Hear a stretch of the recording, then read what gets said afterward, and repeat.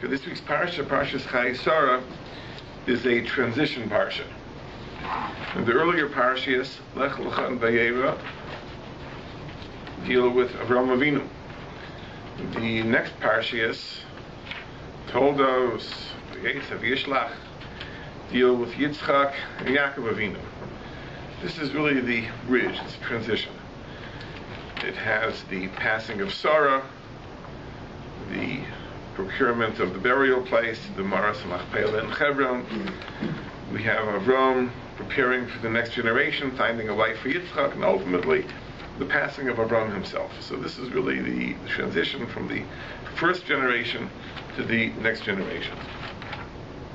The main two themes in the parsha are, again, the purchase of the Maras Machpelah, the burial place of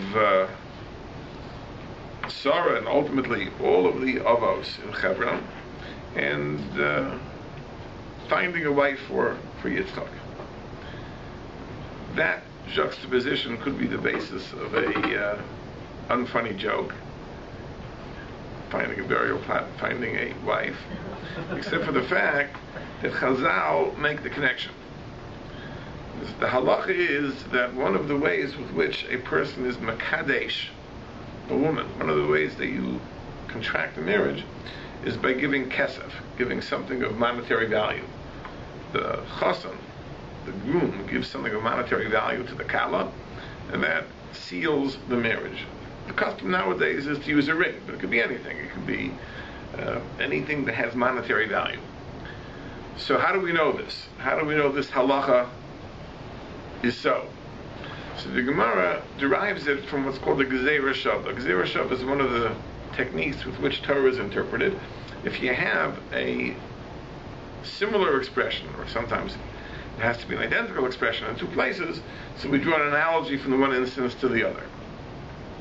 The word kicha, which is acquisition, you find in both places.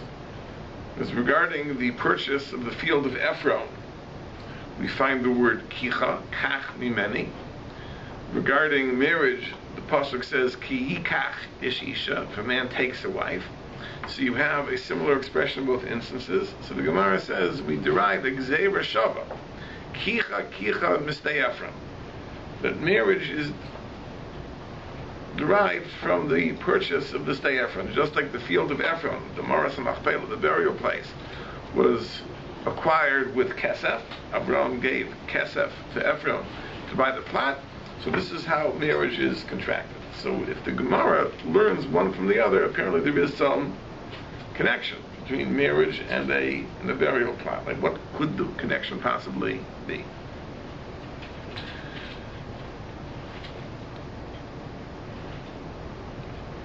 The truth is that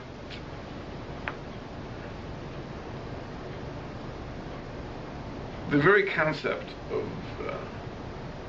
ownership, property, is a very, very difficult concept to understand generally. Because everyone knows what it is to say something is mine. Even the youngest child can say the thing is mine.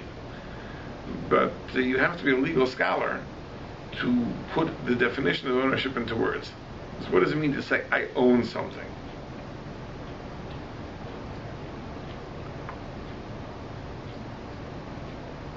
It's a difficult concept, difficult legal concept. But the extension of that to marriage is even more difficult. Because we believe that a man buys a wife. I don't think so. You know, it's interesting that a few years ago there was a episode in the broader Jewish community in which a certain group of rabbis, very radical rabbis, wanted to solve one of the great social problems in the Jewish community, the so-called aguna problem. Because you have people that they get married and they separate, and they may have even a civil divorce, but we know that to dissolve a Jewish marriage you need a get, and the procedure of the get involves the husband willingly giving the bill of divorce to the wife, and the husbands are unwilling to do it. They want to get their revenge. So they don't give a get, and the wives are chained in a sense. That's what Nagun is, and Nagun is a chained woman. So how do you solve this problem? And in Israel, the solution is very simple. There, the Batei Din, the religious courts, have legal status as government bodies. If a person is contempt of a Beis Din, he can be put in jail. He can be put in prison. So if the Beis Din says that in this instance a get is called for, and the person refuses to give the get, so they say, listen, we'll find you in contempt of court, and you'll sit in jail. Then you'll see. Maybe you'll change your mind. Okay, there is one very, very famous case of an individual who sat more than 20 years in prison. They're refusing to give the get. But usually it doesn't take too much time in prison to change a person's thinking. Okay, that's a very, very good system. Obviously in America that's not going to work. Because in America, a Beis Din may be recognized by the government, but certainly doesn't have governmental status to the extent that it can imprison a person who doesn't follow its directives. So how do you solve the problem? So this group of rabbis said the way to solve the problem is by nullifying the marriage retroactively. Because if a man refuses to give his wife a get, we will nullify the marriage retroactively. So on what grounds will you do that? You can't just nullify a marriage. So they have certain ideas. One of the ideas that they proposed and actually published was this, that no modern enlightened woman would consent to a Jewish marriage.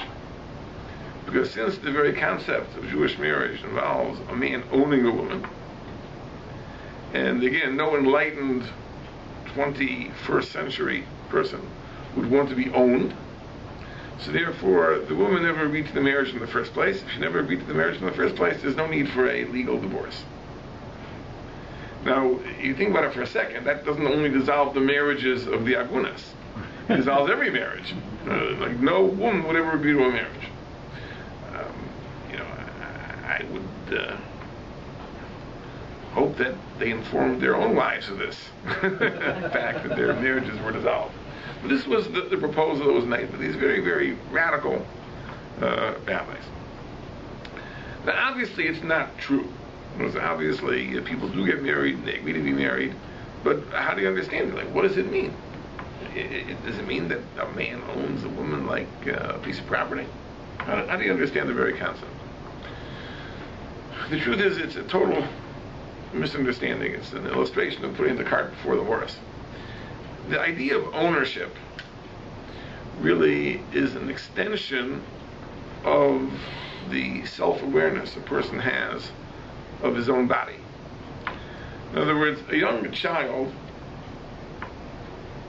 very, very early in life, discovers that there are certain things that are within his control and certain things that are not within his control.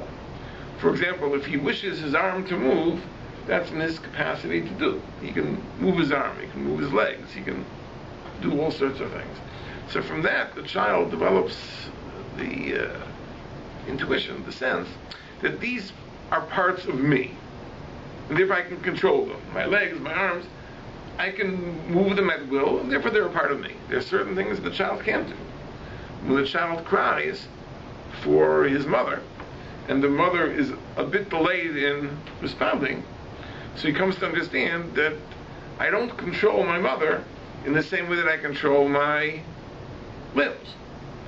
That means there's a much closer connection of my limbs to me than my mother to me. My mother is a separate person, and therefore I want her. She'll come sooner or later, but not necessarily when I want her. Yet my arms and legs are within my control. So at this point, the child begins to divide everything into two categories, as children do. There are things that I can control very much so, things that are out of my control. And this is how the child develops the concept, this is mine, and that is not mine. But property is an extension of the concept. Now, to the extent that there's a array of legal rights that allow me to control the use of a thing, so in that sense it's mine. Your car and your house is not mine in the same way, because there are legal constraints on my using your house and your car.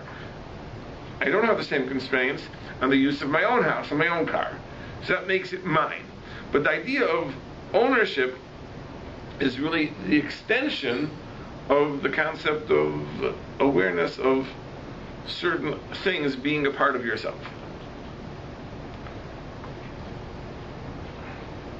When we talk about marriage as a kinyan, it's in that most fundamental sense. Because kinyan, acquisition, doesn't fundamentally mean something being property. It means something being a part of myself. Because by extension, we apply it to property as well. But in marriage, it's much more fundamental. Chazal say ishto k'gufo, that a husband and a wife are considered as one person. The Zohar HaKadosh goes so far as to say that a single person is a plag gufa, is a half person. The unmarried person is a half person. You become a whole person when you acquire your better half. But it's not property, like my house is my property and my car is my property. It's not that my wife is mine like my wallet is mine. My wife is mine like my arm is mine, like my leg is mine. It's a part of me.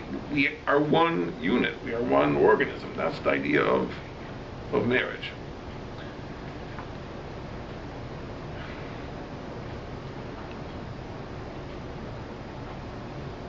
Most possessions aren't quite yours in the same way. But in Sifrei Kabbalah, Sifrei Chasidus, it says there is one object that a person can acquire which is a part of him to a greater extent than anything else. And that is your burial plot, the place where you are ultimately buried. This is an amazing thing. If you go back to Adam Harishon, so when God created man, so it says, "Vayitzer Hashem Elokim es Adam Ofra min ha'adama." God fashioned man from the earth. So where was the earth taken from? That earth from which man was formed. Where did that earth come from? So Rashi brings a medrash which says that God gathered that earth from all over the world, all over the planet. That in that Adam Harishon, there was little earth from Canada, little earth from Mexico, some from France, some from South America. There was earth from all over the planet. He says, why? So that wherever the person would be buried, he would be absorbed. And the pasuk says that ki offer ata vil offer tashuv. Man is from the earth, he returns to the earth. When a person is buried, he's reabsorbed by the earth. But there's earth and there's earth. Not all earth is the same. So in order to guarantee that he'd be reabsorbed upon his burial, God made him of earth from all places so that he'd have an affinity to any place he's ultimately buried. Now we are all descendants of Adam Harishon. So we've inherited something from the body of Adam Harishon. So the Mekubalim say that the portion of the earth from which Adam was fashioned, each of us inherits a portion of that earth. What portion do we inherit? The portion that comes from the place where we ultimately are going to be buried. Now this is a mystical concept, but it means since ultimately every one of us is going to be buried somewhere, and that piece of earth has to absorb us, so therefore God sees to it that in the particular thing that we inherit from Adam Harishon, it's that piece of earth which is associated with my burial plot. Now this is a very, very mystical thing, but it means that the burial plot, the place where a person is buried, really is the place where he is rooted from. This is the place he comes from. This is the place he returns to. Hebron was the place that the Avos came from. Or the soil, so to speak, which is the makeup of the bodies of Avram, Yitzchak, Yaakov, Sarah, Rivka, Rachel, and Leah. Not Rachel, but Leah, was the city of Hebron. Now, Hebron, by the way, is a fantastic place. The Chazal tell us that Hebron is the gateway to the next world. This is the gateway to paradise. So if you're going to be buried anywhere, like that's the best place because it's like the closest to where you ultimately have to go. That's what Hebron is. Hebron is like the interface of this world and the next world, and that is where the Avos came from.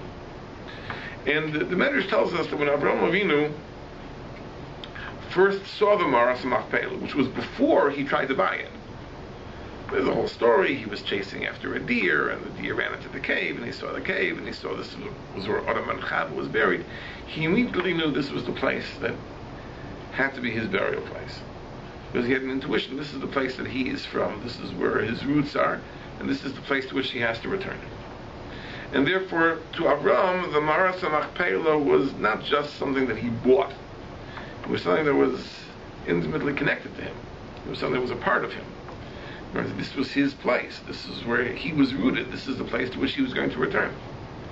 And that's why he was Moser Nefesh. He went all out to purchase this Maras Machpelah. And the price that Ephron charged him was so exorbitant, it was so outrageous, it would be like paying $1 million for a pack of gum.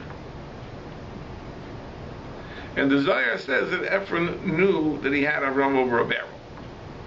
Because he knew that Avram would pay anything, because it was so precious to Avram, and to Ephron really was totally worthless. It was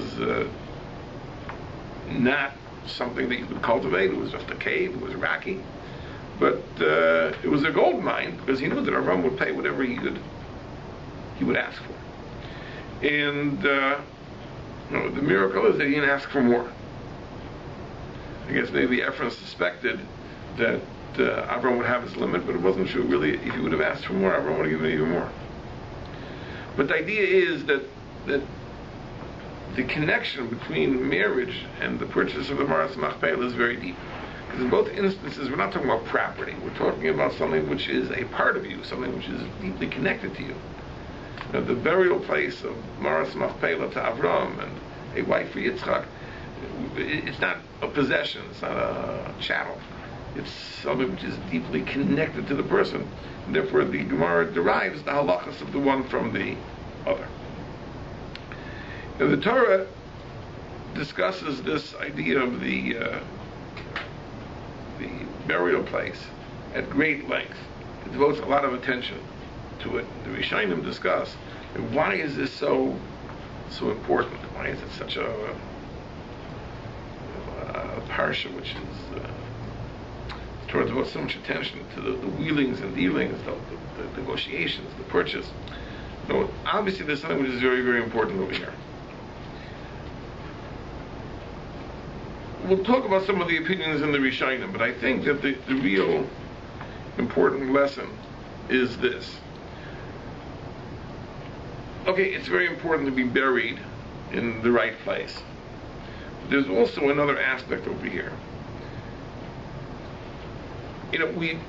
We visit graves. This is a Jewish practice. People pray at graves. By the way, it's very important to know that when you pray at a grave, you do not speak to the dead person. That's not the idea behind it. There's a prohibition in the Torah that a person is not allowed to be Doresh El HaMesim. A person is not allowed to ask questions of the dead.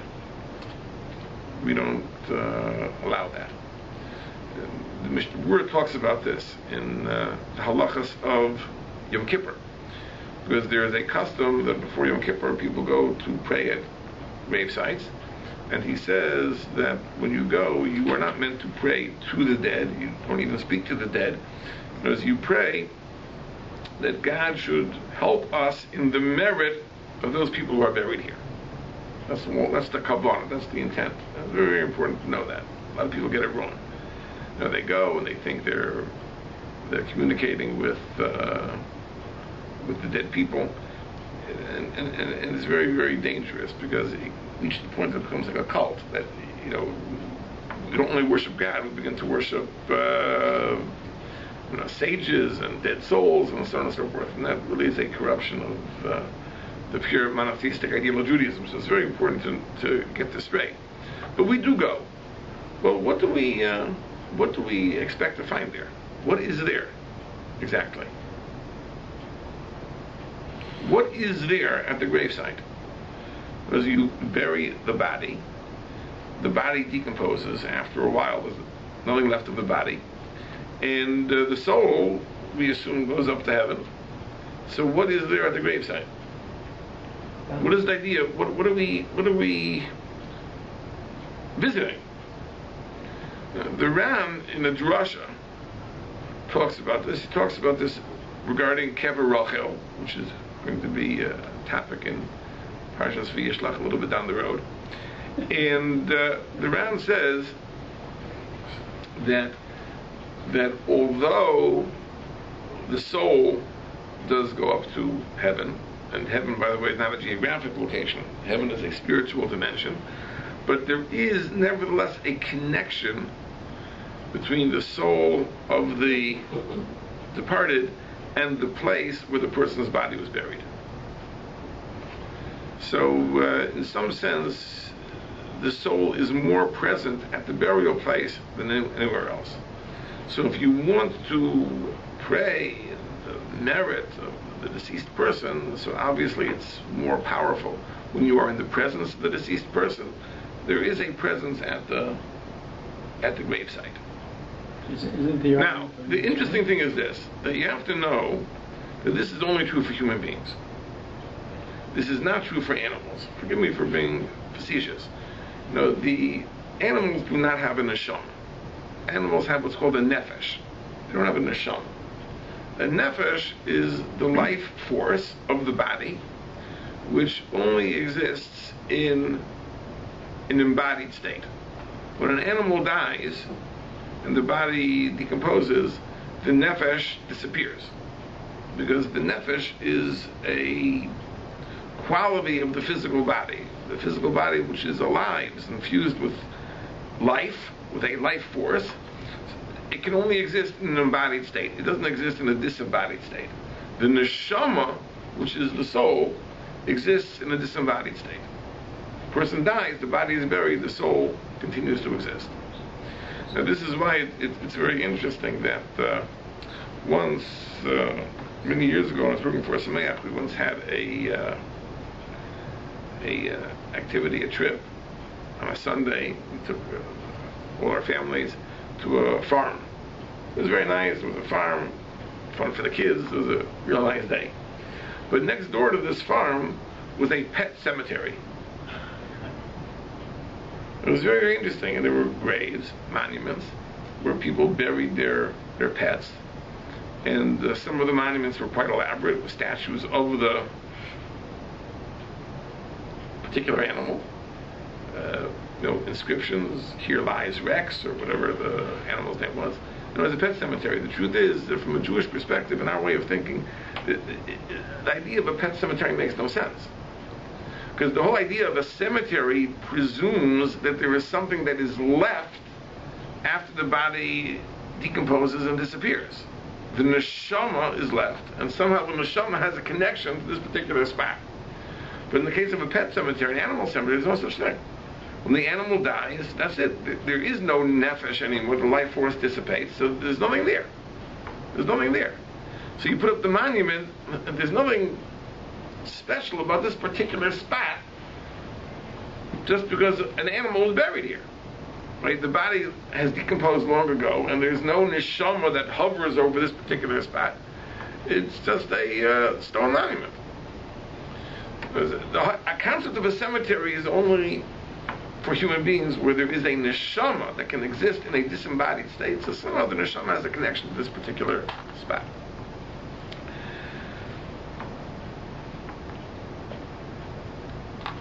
The idea of the eternity of the neshama, hisharus hanefesh, is a central idea in Judaism.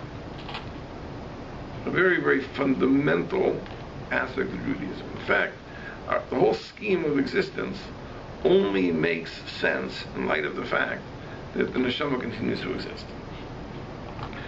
As the Mesilas Yesharim explains, when you ask yourself the question, why did God create the universe? Why did God create the universe? God is totally self-sufficient, he has no needs. Why did he create a universe? So the only answer that can be given is because since God's essence is good, it's miteva hatov, it's the nature of that which is good to be mative, to bestow good. So God created human beings upon whom he could bestow his bounty. That's the basic idea. But that raises the question, where is this bestowal of good to take place? Where? Is our existence in this world so great? I mean, it's okay, but it's not. Many people suffer greatly. And as the Mesilas Yesharim says, even if a person lives a charmed life, but it comes to an end. So a person lives a proverbial 120 years, but it comes to an end. So it's hardly conceivable that this is what God had in mind. Like this is the good, a finite, limited, temporal good? Doesn't make sense. So the whole scheme, Mesilas Yesharim, only makes sense in light of the fact that there is the Olam Hazeh and there is the Olam Haba. There's this world, there's the next world.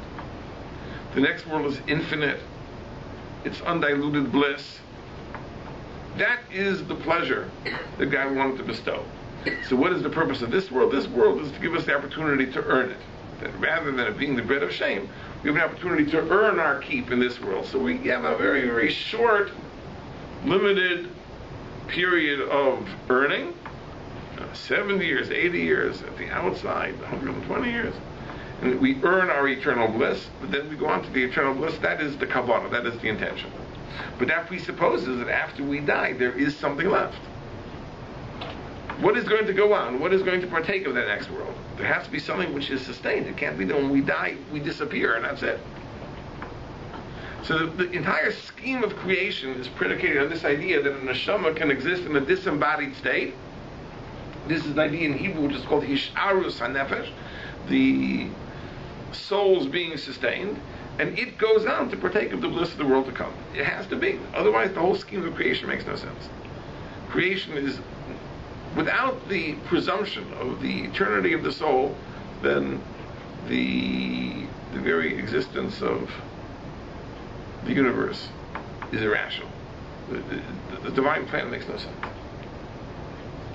It's very, very interesting to know, not that we need to bring proof from Mendelssohn, but the great Moses Mendelssohn, who we wouldn't consider a great Torah scholar, but a renowned philosopher, believed that the concept of the eternity of the soul is so axiomatic that we don't need to rely on tradition to prove it. It is a self-evident truth. He says the eternity of the soul is a self-evident truth.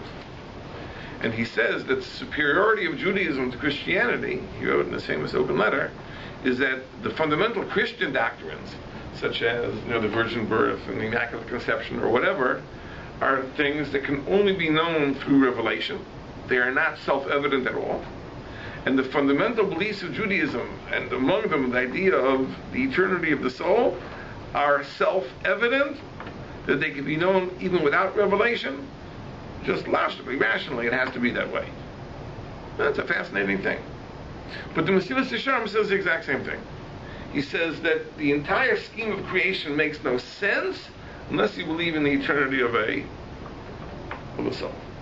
So many Mefarshim, the Malbim and others, understand that when Abraham established this cemetery, this was meant to be instructive.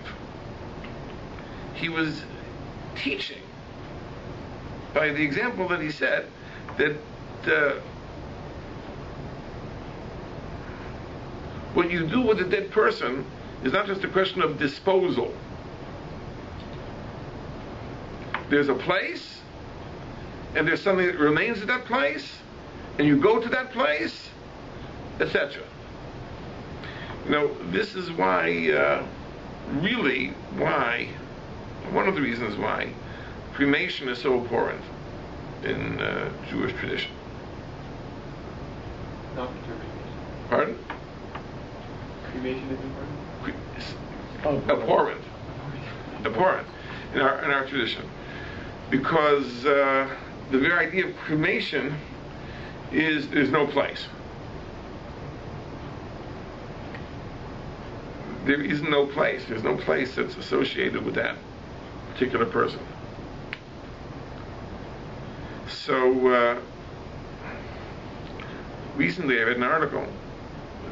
There was a person who wrote an article about burial and cremation, and he said that when the Jews were being killed in the concentration camps, and they knew that their bodies were going to be burnt, and obviously this was very painful, thinking of the prospect of being burnt.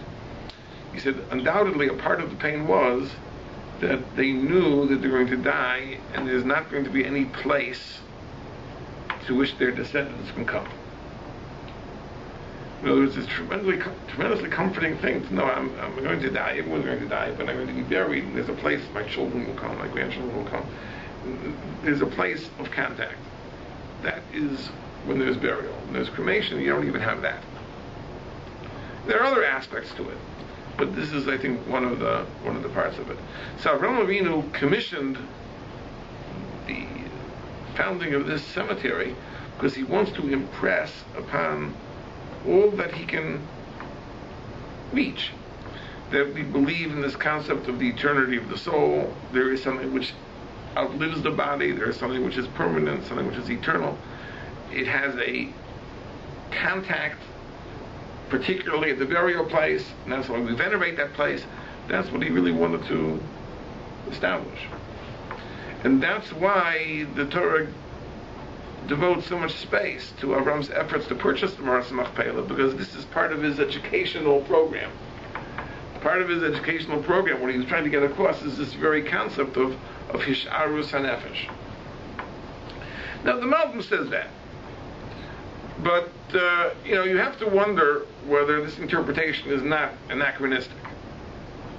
Because it doesn't seem that the nations among whom Avram lived did not already accept this concept. We know that in Egypt, for example, the idea of there being an eternity to the soul was a well-established principle. The tombs, the pyramids, the monuments, everything was geared, the whole nation was geared to thinking in these terms. So you're right, if Avram would have been living among modern secularists, maybe he'd have a point. But it's hard to imagine that this was something new that he was introducing to the Canaanim, the people of Eretz Yisrael at the time. It would seem that the assumption that there is something which outlives the body was something that all the nations shared. So I don't know if this interpretation is actually correct. It might be a historical anachronism. It's attributing certain qualities to the surrounding nations which really those nations did not possess. But I think there's another aspect to this, which is something else, related. Judaism is a religion which believes very much in the concept of tradition, of Masorah, as opposed to the concept of progress. A technological society advances because every generation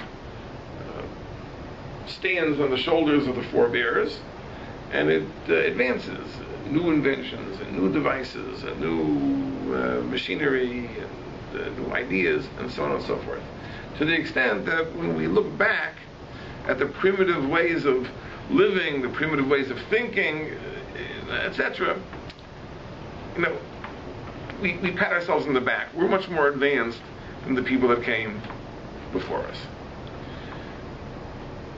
In a Jewish perspective, it's not that way. In a Jewish perspective, there are moments of revelation, and we try to sustain the clarity of those experiences, but with the passage of time, there's a natural loss of information, a loss of clarity.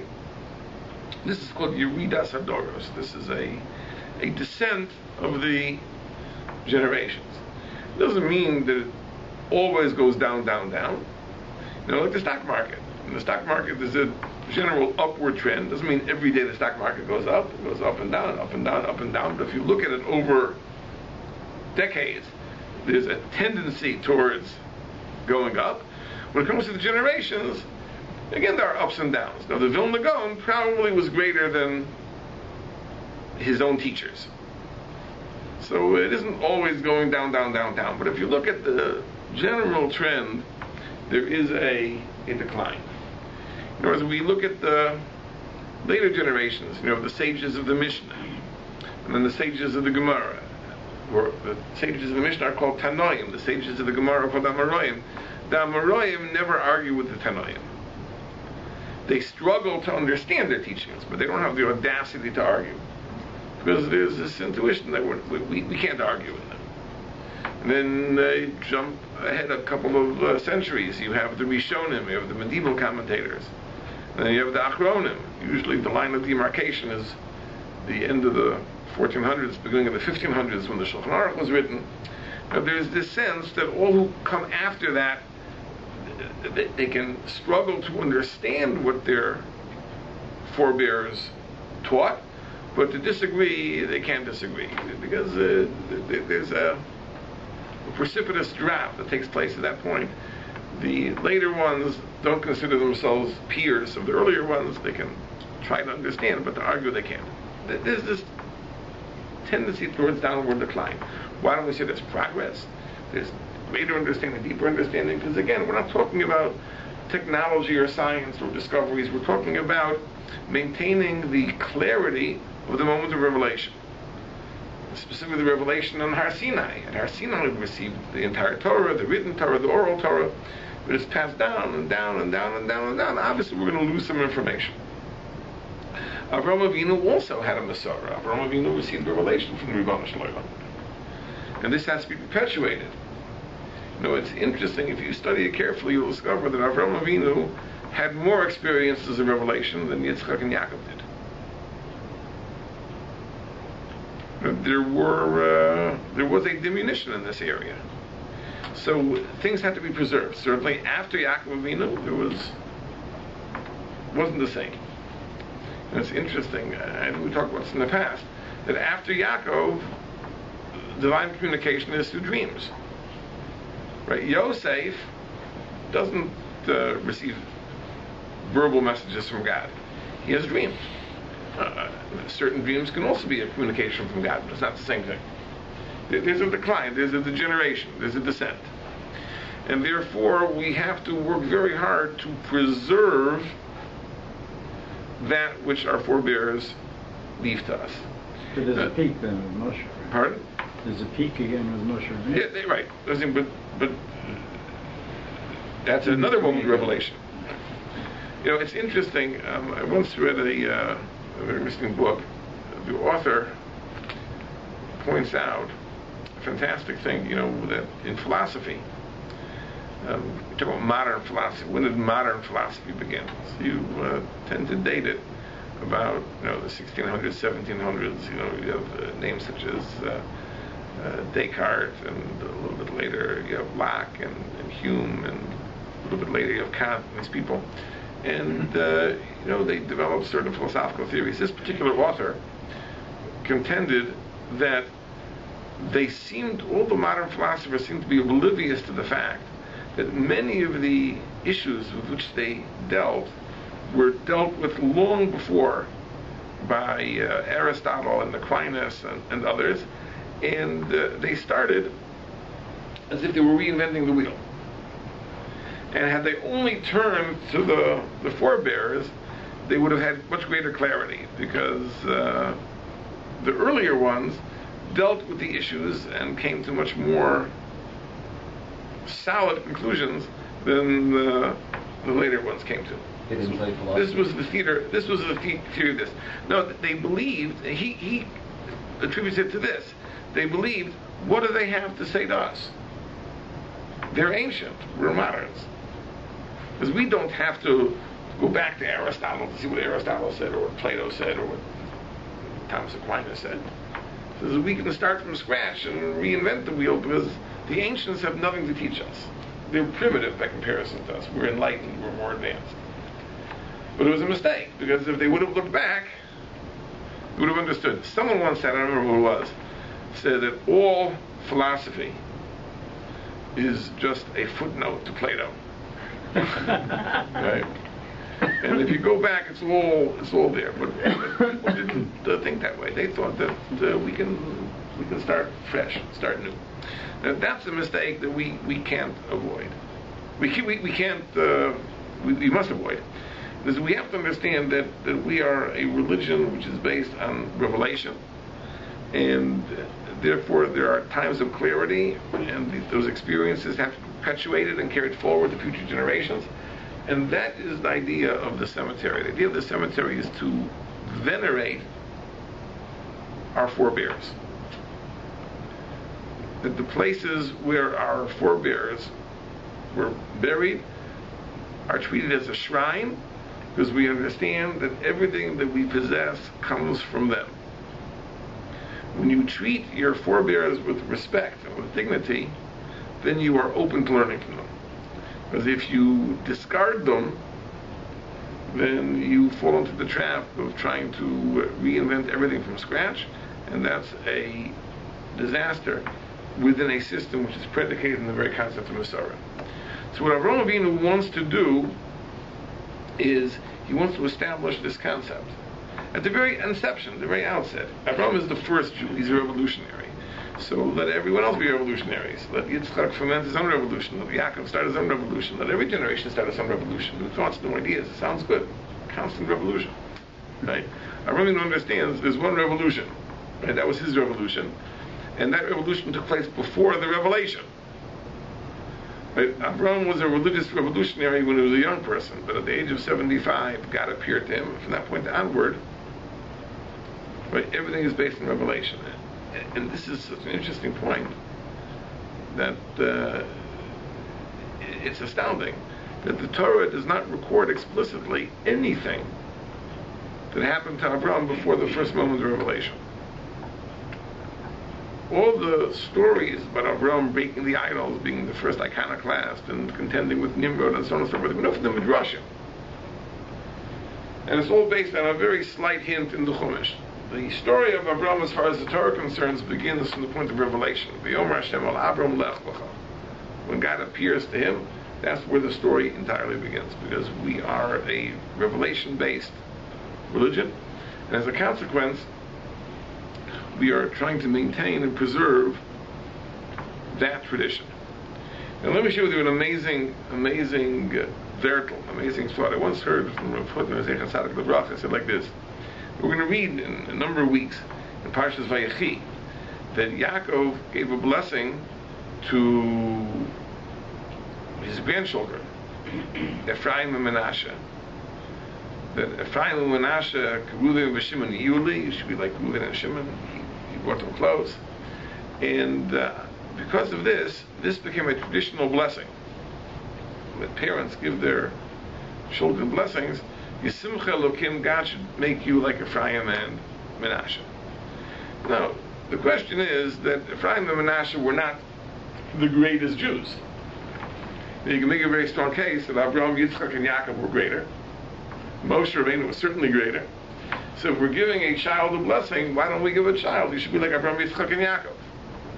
Now, for girls, there was no explicit blessing in the Torah. The Torah doesn't tell us how to bless a girl. So whoever, I don't know who invented it, said that for a girl you give the blessing, Yisimech Elokim, God should make you Kisara v'Rivka v'Rachel v'Leah, like the matriarchs, Sarah, Rivka, Rachel, and Leah. So we would expect, and that makes perfect sense, the boys should be the same thing. They should be like Avraham, Yitzchak, and Yaakov. Said Ephraim and Menashe, okay, they were children of Yosef, they were big tzaddikim, but hardly the greatest. What is the nature of that blessing? This is what Rav Hutner said.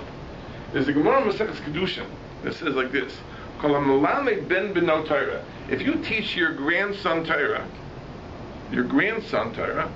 it's mal of a kosov. It's considered kilo kibla mi Har Sinai, as if he received it from Har Sinai. Who's the he?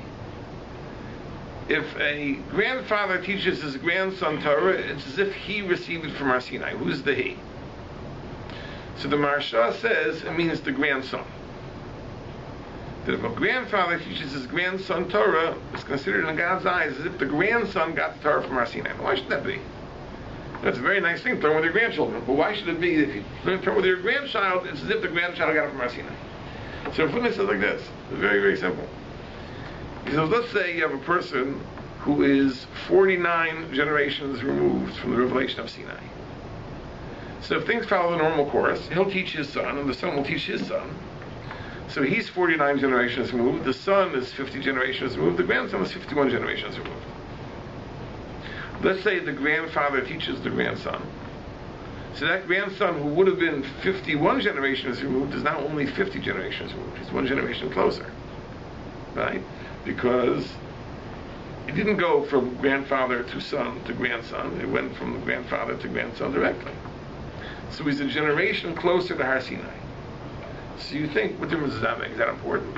One generation closer. What difference does it make? 51 generations, 50 generations? No. That difference makes a big difference. To the extent that God says that if you do that, if you bring your grandchild a generation closer than he should have been, to me, I consider that as if you brought him all the way back to Har Sinai, to the original source. Because that makes a difference.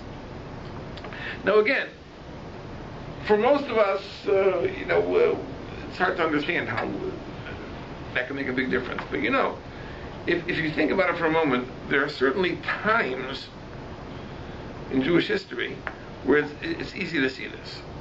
Now, I think the Holocaust could be argued is a divide of that type. In other words, what Jewish life and Jewish scholarship was, and what Jewish sentiments were in the old world. Certainly, America is a totally different experience. And now, never, we don't have anybody who survived the war even as a child is by this time already an old person. But if you go back 30 years or so, 40 years or so, and as you had people who were adults and Talmidei Chachamim in the old country, so to learn from them was to be open to a totally different standard of excellence than is available today. I think we all understand the difference. In other words, if I would have studied under the students of those great Rosh Yeshiva from Europe, then I'd be 2 generations farther away. But if I had the privilege to learn directly from them, I'm so much closer. Who had that opportunity? Who in Jewish history was given that opportunity? So Ephraim and Menasha. Ephraim and Menasha became close to their grandfather Yaakov, to the extent that Yaakov said, Ephraim and Menasha, Keruvim v'Shimon Yuli, they're as close to me as my own children. So therefore, they were a generation closer than they should have been. They should have been 2 generations removed from Yaakov. They were only 1 generation removed from Yaakov. And therefore, this is the blessing we give to all Jewish children, that you should have the privilege of being like Ephraim and Menasha, to come closer to that source. And that's a wonderful thing. But the point is, but you first have to recognize that we want to be attached to our source. And that really is what Avraham Avinu wanted to establish, I believe, with the cemetery. The idea of the cemetery to venerate the burial places of the Avos is really the idea that we need to be makabel, we need to receive from them. It's interesting that when people go to Eretz Yisrael and they visit all the graves, and sometimes many of us just you've seen one grave, you've seen them all. Like how many tombs can you go to? To be honest, I confess, when I go there to Israel, I do not go to many graves. because I go for a very short time. I'm really going on business often, so I don't have time to do the Kvaris tour. But there's something to be said for it. There's something to be said for it, because to attach yourself to earlier generations, and it's interesting that often it's not the kever of the person who's so far removed. Sometimes it's the kever of someone who is somewhat closer. Maybe someone that you knew, or you were a student of someone who was a student of that person buried there. So there's only a couple generations removed. Sometimes it has more of an impact because you feel a much closer connection to that person. So going to a grave really is a way of attaching oneself to a chain of Masorah, to a chain of tradition.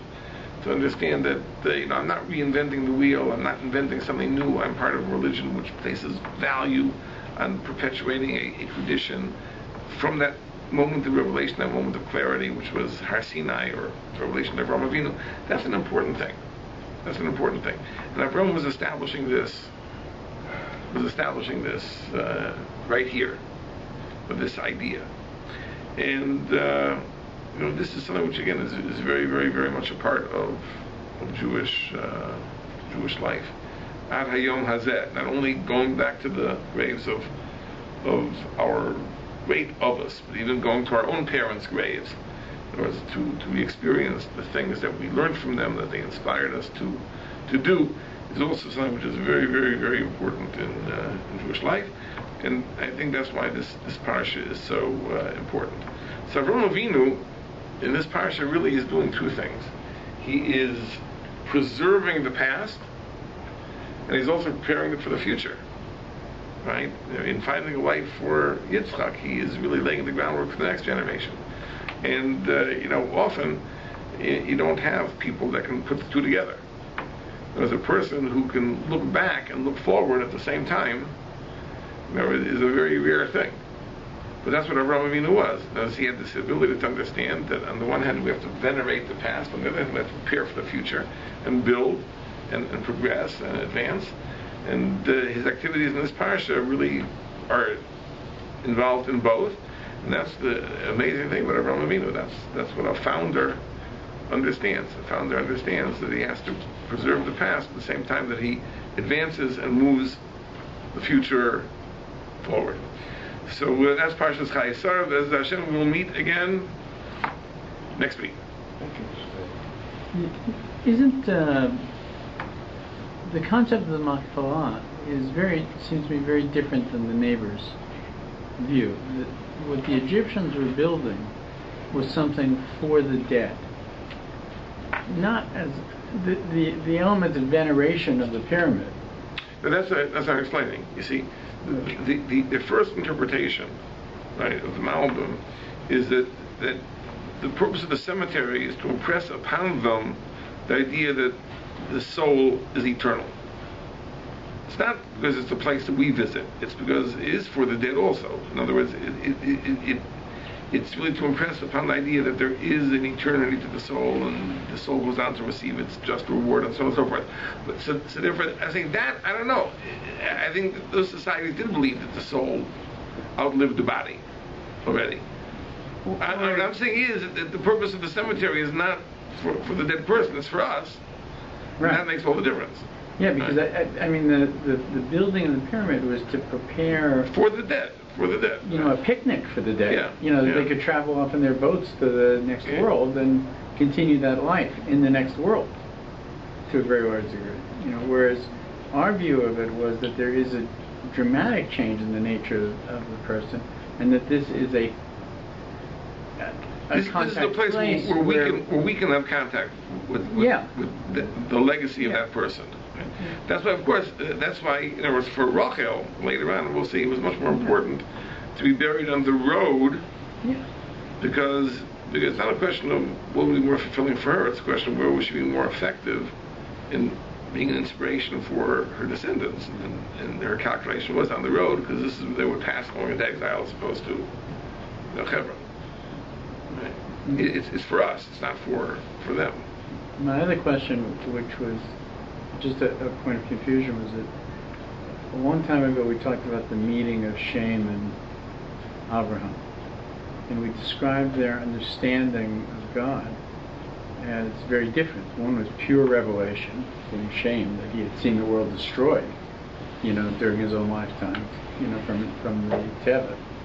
And Abraham had come to these conclusions through a logical process long before Lechlecha, and that his strength was not revelation. Revelation confirmed the knowledge that he had. We're talking about two different things.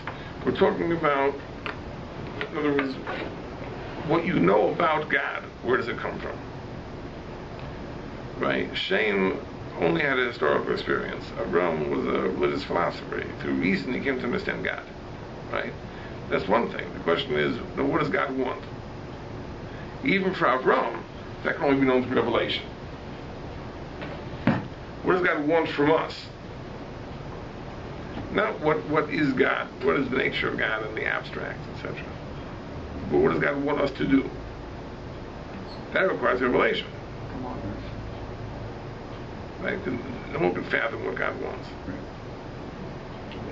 Could you comment on what you were talking about with respect to the acquisition?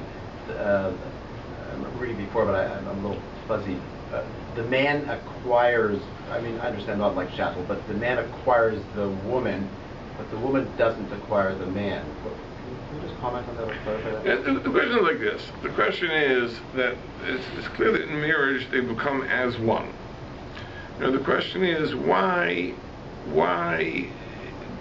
is this initiated by the man as opposed to the woman? In other words, in terms of the formal procedure, why is this something which the man does as opposed to what the woman does? That's rooted in the simple fact that a woman can only have one husband, right? And a husband can have many wives, right? So therefore, in other words, essentially the connection is, there's an asymmetry in the connection, in the bond, right? The bond of a woman to a man precludes the possibility of being bound to another man. The bond of a man to a woman doesn't preclude the possibility of having other wives, right? Not that it's a good idea. Every instance of polygamy in the Torah, has its pitfalls. But that's the idea behind it. And therefore, in other words, the idea of the kinyan, the idea of is also related to the idea of exclusivity, right? And therefore, since the woman is exclusive to the man takes the woman, not vice versa. That accounts for the difference. But why is it that way? Why is it that way?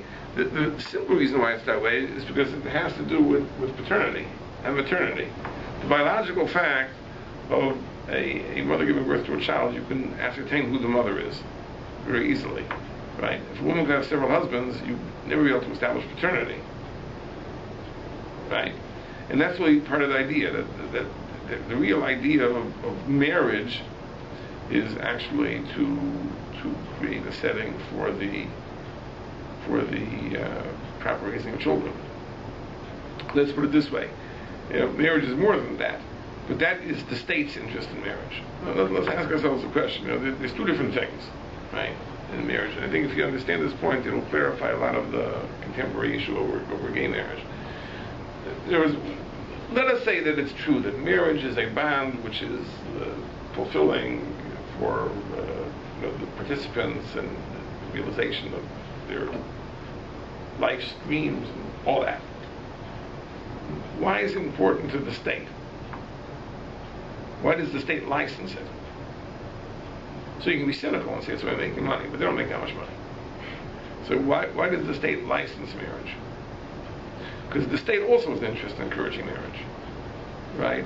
But not to validate your love, right? That's none of the state's business. Why should the state be interested in validating two people's love, right? The interest of the state is because marriage is the framework within which the state will perpetuate itself. Because children raised in families become good citizens because the values of the society are transmitted from generation to parents to children. That is the only interest the state has in marriage.